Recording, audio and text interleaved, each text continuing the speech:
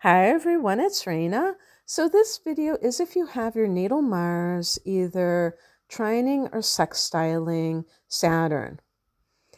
Whenever I do these types of videos, I'm always consulting the internet to get the scope of what I'm going to talk about. And you would be surprised. Some of these aspects, they do not have very many videos on. So what I did was I went to Cafe Astrology and they hooked me up because they're really a great site. I use them all the time to look at the ephemeris, to see where the planets are at. And they also do a great job with aspects, planets, and signs. So kudos to them. So I noticed that they put together in one interpretation both the trine and the sextile because these are cooperative angles, and I've seen other sites do this as well. So I have the sextile, and the difference between the trine and the sextile, I would say, from what I have read, is that the sextile gives the potential that the trine produces naturally. So when somebody has a trine between, let's say, these two planets, Mars and Saturn, they're going to exhibit these traits that exist when these two planets hook up like this in a positive way, much more naturally without much effort. And the trine takes a little bit of effort. It's like the potential is there for the person to access this energy, in other words. So it was really interesting because I was looking at the conjunction and I was like, wow, the conjunction doesn't seem like that positive an aspect to me. But it's interesting because conjunctions can sometimes be neutral in terms of not really a plus or a negative, let's say, just kind of there and exerting a certain influence. But sometimes it tilts more into the positive column, and sometimes it's more of a challenging thing. And in this case, I would say it's more of a challenging thing. So I was starting to think why? And I think it's because the two planets are involved. Mars is the god of war, but I mean, it is this warrior energy that really gives us motivation to do stuff. So look at your Mars sign, because when you're looking at this trine or the sextile, you also want to take into account what signs are present there, because that is also another layer of the onion and will color things, okay? Mars in Pisces trining something is going to look quite different than Mars in Capricorn, okay? Or even Mars in its own sign of Aries. And so even if it's a positive angle, how it shows up is going to be different because the person is going to be driven by different things. And of course, you also have to look at what houses these are occupying. Saturn is our discipline. I would say it's our type of discipline, our attitude towards discipline. And so, or lack thereof, you could say. I mean, as somebody with Saturn in Pisces, discipline can sometimes seem like it's like, oh, well, I guess some people are born with it. So it's kind of like this attitude that is devoid of accepting responsibility for the level of discipline that the person has. Whereas somebody who has Saturn and Capricorn, they probably totally gravitate towards this idea that they hold the key. Because one thing that we have to understand, since Saturn does rule Capricorn, is that there is this sense of authority that's associated with Saturn and the 10th house that Saturn rules. Well, you could say technically that's Saturn rules Aquarius too, but we don't really talk much about or link Saturn and Aquarius. So I focus on Capricorn because it represents that 10th house, which can be authority figures, your career, your status, and things of that nature, level of success. And so there are going to be people that naturally embody this concept of discipline, self-discipline, and other people that see it as something that they just don't have, and they may feel helpless to harness it. But it doesn't mean that they can't, so that's very important. So looking at this combination, so when you have two planets that come together and they make contact based on how what kind of degree span that they have. And of course, not all planets do make contact with one another in someone's chart, but when they do, they create their own thing. It's like two colors in a palette that are mixed, and they create a third color.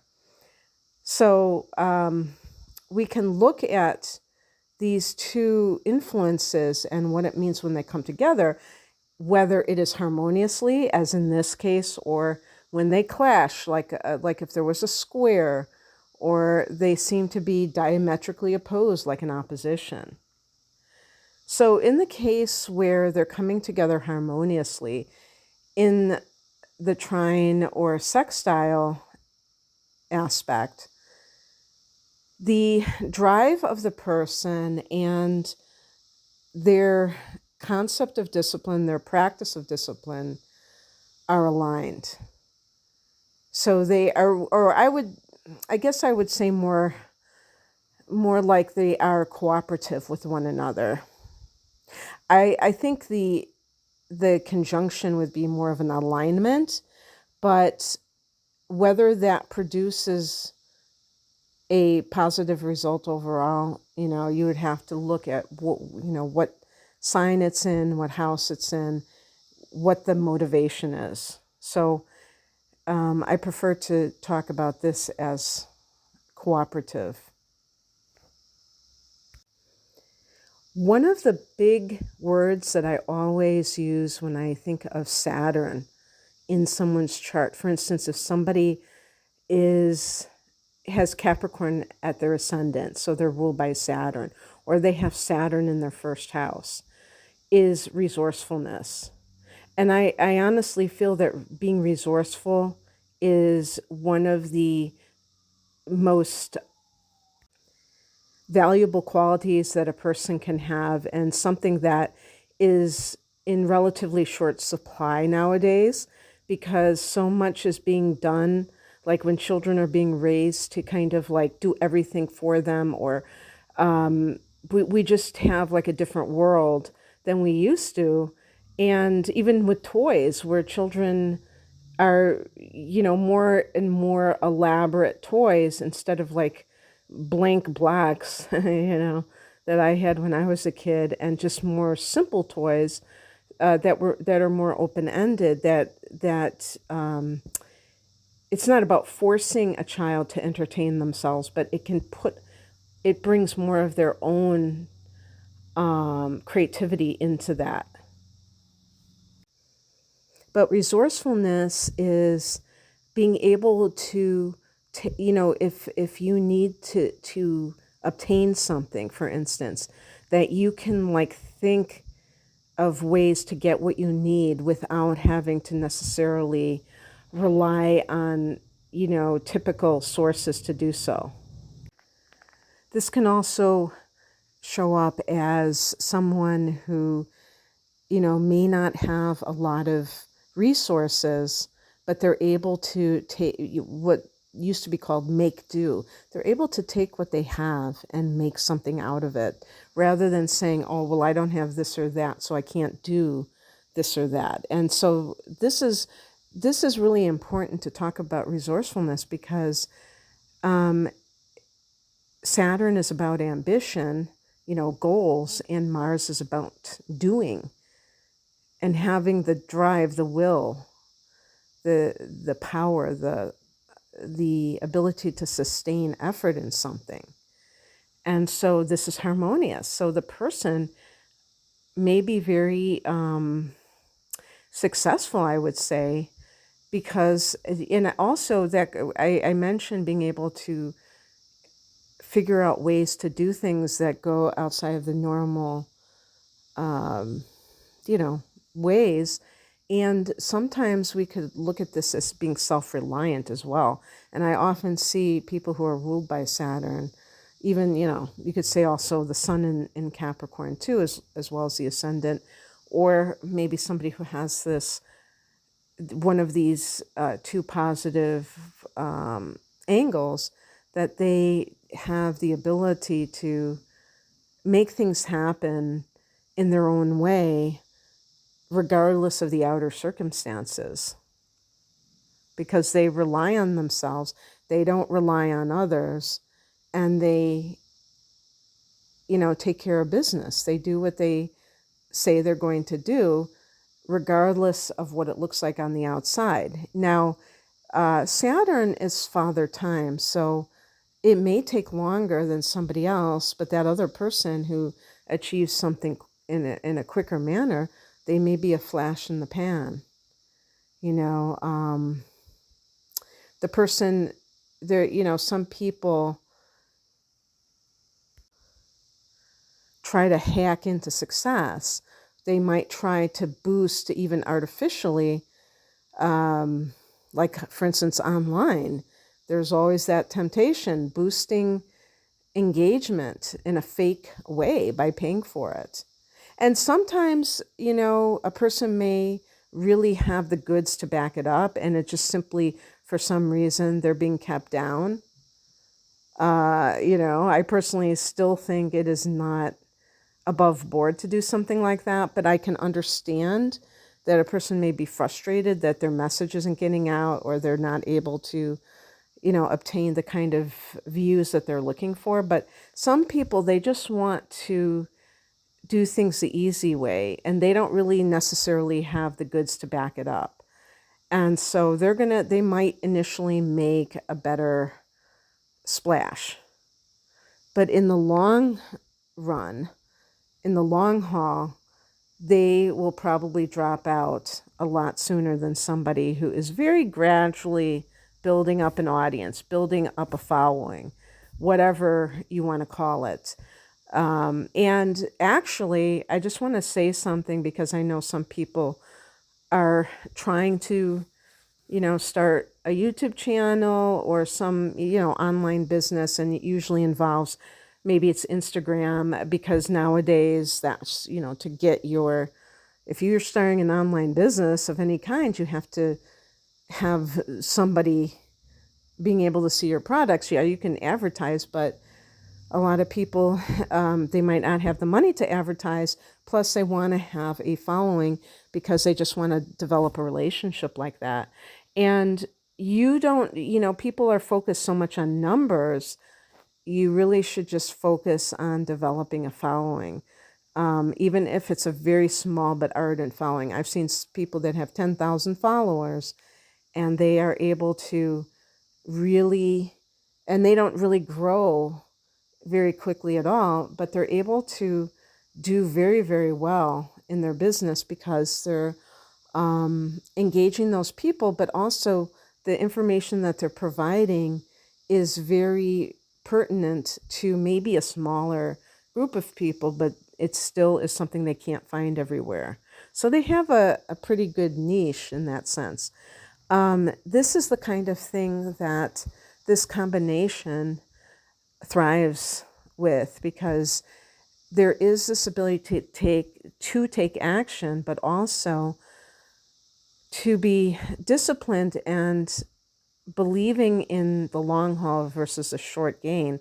Because Mars alone, I was going to say Mars alone can be a liability in a sense. What I mean by that is that, if you have if you're making contact, and this, you may know this if you have other planets that are making contact with Mars, like let's say your moon is in conjunction with Mars, and you have this combination with you have this trine with Saturn, but you have a conjunction with the moon, you may act in your emotions.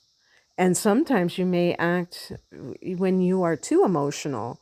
And then you think, why did I do that? So it's not to say that if you have this combination that Mars is going to behave itself in all other instances, because you may have to kind of temper that if you have other contexts to Mars that are less favorable. There is a desire to be the captain of your own ship. And for instance, I said that I have this sextile. My Mars is in Capricorn. It's exalted in Capricorn when you have Mars in Capricorn. And so it's really the best Mars to have, you could say, but you have to look at the chart as a whole, because it doesn't necessarily mean that, even when you have like friendly angles like this to Saturn, you have to see what could be kind of also clashing with that. But the reason I brought that up is that I have Saturn in Pisces. So depending on what two signs are occupying these planets, you have to look at how, the attitudes that they hold.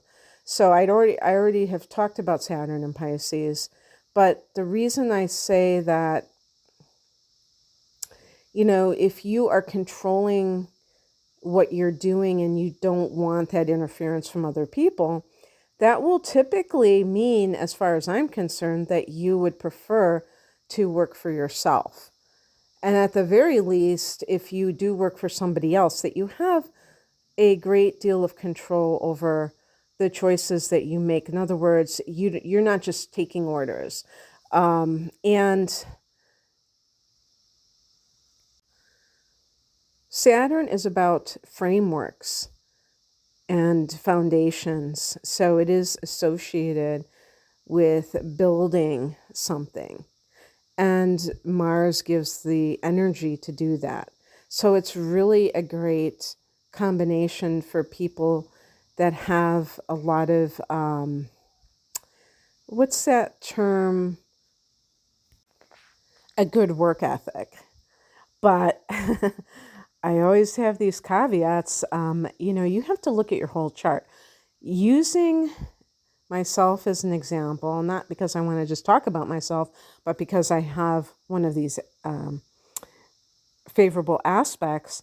I have Neptune in the 6th house of work, and that can throw things off a little bit. So the same may apply to you in one way or the other.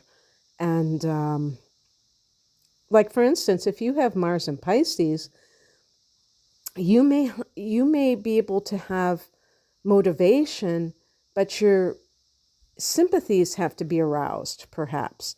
Like if you're, or your intuitive side, if something that feels off to you, you may not feel compelled to do it. Or maybe it feels okay at the beginning, and then all of a sudden you wake up one day and you're like, I don't think I should be doing this job anymore. And you just stop. You just quit. So that's not, because this is supposed to be a dependable combination aspect. These two aspects are supposed to be dependable, but other things can interfere with that sometimes. So one thing that was said in this particular article, which I found very interesting, was that a person who has one of these favorable aspects may still have a rather, what I would call austerity to the personality. They may have kind of I would even call it like a rigidness, because Saturn does tend to be inflexible, it's not very spontaneous. It's there, you think about Saturn, it is rather cold. And so you may not be very open in terms of your personality when it comes to others. Again, you have to look at other factors to see if that's going to really be the case. But the reason I was surprised about that is that, since this is supposed to be these are harmonious aspects, I would just think that it would show up positively. But it's all about making contact. So even when you have certain aspects, they're going to present as something. For instance, having Mars contacting Saturn, even though it's like something harmonious, it's still going to be like having Mars in Capricorn. It just will be like having a well aspected Mars in Capricorn. And so people with Mars in Capricorn they can be very businesslike. It's like somebody who is very good at strategy, but it's not necessarily somebody who is just like very playful. There's a very kind of serious side to this, but it's, that's not necessarily the ultimate in influence on your personality. So I don't want to overemphasize it. But it might be in the way that you behave, because if you look at Mars, there can be a clever part of these people in terms of how they plan things, and really steeped in realism, which I think is another thing that is in short supply these days. Pragmatism, meaning that the person is planning, is strategizing, but they're being very realistic about their plans. Sometimes Saturn can be, I was going to say, a little bit too realistic, and maybe to the point of underestimating their capabilities. So, I mean, you can look at the negative side of like a Saturn influence in that sense, where the person doesn't really shoot for the stars because they're so worried about being impractical, and maybe they underestimate their abilities. But I see the opposite of that. Using the example, for instance, of a YouTube channel, for instance, because this is something that I see a lot. There are people that they are very, or they may even make comments to other people like, oh, I know one day you're going to have 1 million subscribers. And that is something that they view as, oh, wow, that's what it really means to be successful. And, when they have a YouTube channel, I've seen people that that's to them, that's the ultimate goal. And they're just looking at sheer numbers, and they're not looking at other aspects of it. And that is something that I feel is unrealistic, and also not, so it's impractical, but it's also missing the boat. And so somebody who has this trine or this sextile, they have a very grounded sense of what they're dealing with, whatever it is that they're trying to accomplish as a goal, what it's going to take to get there. And they're not like, being like overly ambitious. And this is why they eventually have success, because the people that think about 1 million subscribers, or if they're someone that is, whatever it is, I'm using like social media terminology because that is so prevalent nowadays. and they're just thinking about in those numbers, they're going to give up. They're going to like say, I can't do it. And I've seen this over and over again because they're not really tuning into what's the most important thing. Somebody with this combination, their first goal is to have something that's a viable product. They want to produce something of substance. So that is why they're going to be successful. They might not be a shooting star, and they may not be a bestseller when they first launch whatever it is, but they know that time is on their side. These friendly angles produce patient people. Patient people are persistent. They don't just throw in the towel, when they don't get this big number of something, right off the bat. And lest we forget that this combination can produce a hard worker, somebody, and I really don't like the word hard when it comes to work because it makes it sound unpleasant.